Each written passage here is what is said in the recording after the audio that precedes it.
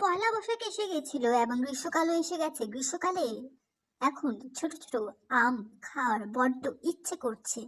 বাজারে গিয়েছিলাম, না, এগুলো বাজার থেকে একদমই আনা হয়নি। স্কুলে যাওয়ার পথে হাঁটতে হাঁটতে পেয়ে গিয়েছিলেন কিছু আনাড়ি আম। এই আমগুলোকে নিয়ে এসে মাত্র আম কুড়িয়েছিলাম, মাত্র 4টে। সে 4টে আম ধুয়ে মুছে ভালো করে জলে ডুবিয়ে, একদমই ঠিক ধরেছেন, জলে ডুবিয়ে সিদ্ধ করে নিয়েছি। খাওয়ার ইচ্ছে হয়েছে আমের আচার, তবে 4টে আম দিয়ে আমের আচার কখনোই সম্ভব নয়। এই জন্য বিভিন্ন ধরনের মশলা বেটে বেটে বেটে পরবর্তীতে ভেজে ভেজে ভেজে ভেজে এই মশলাগুলোকে কষিয়ে কষিয়ে কষিয়ে কষিয়ে সামান্য লবণ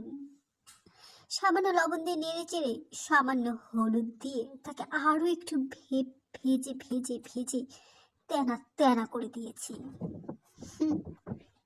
এর মধ্যে দিয়ে দিচ্ছি আমগুলি। যেহেতু আম খুবই কম, এই জন্য একে ভাজা ভাজা মাখো মাখো করতে পারলাম না। ভালো করে যদিও ভেজে নিচ্ছি, চিনি দিয়ে দিচ্ছি গুড়ের অভাবে। চিনি দিয়ে খাওয়ার ইচ্ছে হলো, কি করার। তো দেখতে পাচ্ছেন খুব সুন্দর করে ভাজছি আর ভাজেই চলেছি, ভেজেই চলেছি।